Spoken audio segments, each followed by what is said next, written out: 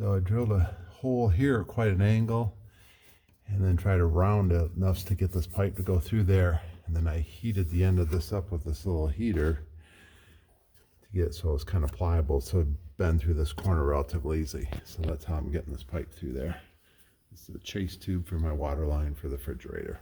So today we're running the water line for the refrigerator for fresh water and the ice cube maker. That is a 1/2-inch PEX line. It's a chase tube, and we're going to run this 1/4-inch line inside of that. So this is already all drilled through the studs and everything. You just have to slide the line in. That way, if anything ever went bad, you can just slide a new one in. If somebody hit it with a drill or a nail or whatever, then you just pull this out and slide a new one in.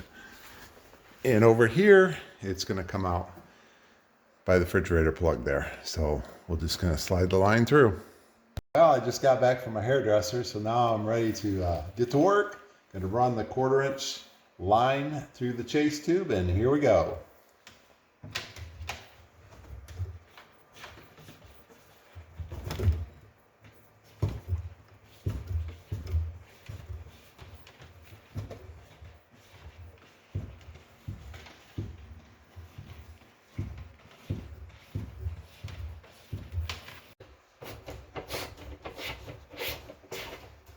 There it is.